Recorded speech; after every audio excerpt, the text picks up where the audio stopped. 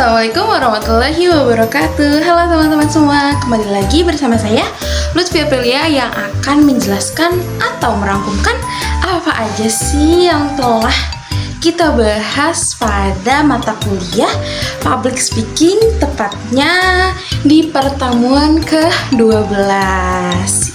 Nah, jadi di pertemuan ke-12 ini tepatnya hari Senin kemarin ya teman-teman, pada tanggal 11 Mei 2026. Nah, seperti biasa ya, pembelajaran ini dimulai dengan berdoa pastinya ya kan, dipimpin oleh salah satu teman di kelas untuk memulai pembelajaran supaya lancar di kelas ya teman-teman.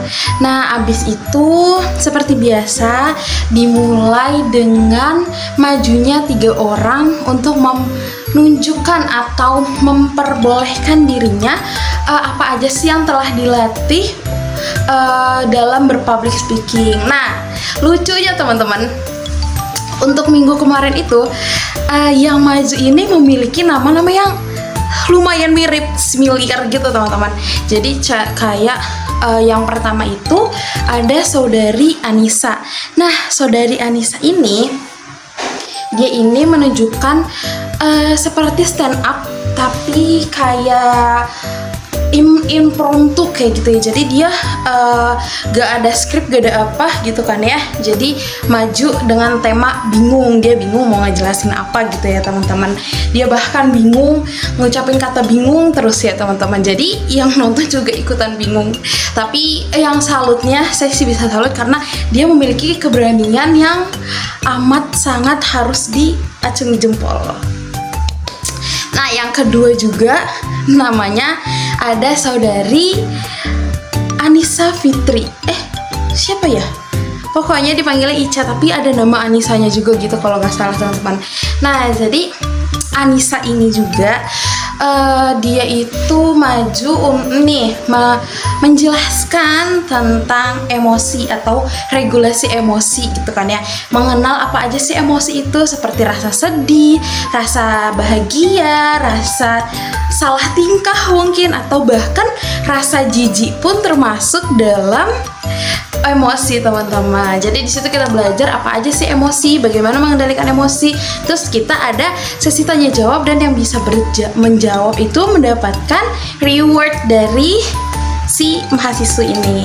Nah, terus yang ketiga ini ada yang namanya Anissa lagi. Jadi ini tuh Najwa Anissa. Nah, Najwa Anissa ini cosplay sebagai guru TK. Nah, bukan hanya cosplay, ternyata fun fact-nya Najwa Anissa juga mengajar di TK teman-teman. Jadi kita contohnya kita sebagai murid anak TK-nya, kita di situ belajar tentang panca indera. Terus juga kita nyanyi-nyanyi, karena kalau anak kecil kan lebih mudah mengingat dengan kita bernyanyi atau dengan nyanyian atau dengan tarian. Jadi kita menyanyi 5 jari kananku, 5 jari kiriku, ya seperti itu teman-teman. Jadi kan ini bisa mudah untuk menarik perhatian para anak-anak usia TK gitu ya teman-teman. Nah, selanjutnya setelah 3 orang itu lanjut kelompok 2 untuk mempresentasikan materi. Nah, materi ini tentang fobia public speaking. Nah, jadi di sini ini kita mengenal apa saja sih fobia-fobia atau demam panggung gitu kan ya. Kalau demam panggung, kalau yang bisa kita bayangkan gitu kan ya, kalau kita mau maju gitu kan ya, untuk tampil pasti ada aja kayak keluhan-keluhan seperti keluhan fisik atau keluhan dari dalam diri kita, kayak misalkan gemetar kan. Kalau kita biasanya mau maju ke depan pasti ada aja yang tangannya dingin, gemetar, sakit perut, itu termasuk dalam demam panggung. Terus juga kayak misalkan pusing, terus tenggorokan tuh kayak rasanya haus, terus apalagi ya, kayak contohnya ya seperti gemetar, terus keringetan, tangannya dingin, itu kan bisa termasuk menjadi salah satu ciri-ciri demam panggung. Nah, gitu teman-teman. Nah, oke teman-teman, mungkin cukup sekian dari saya.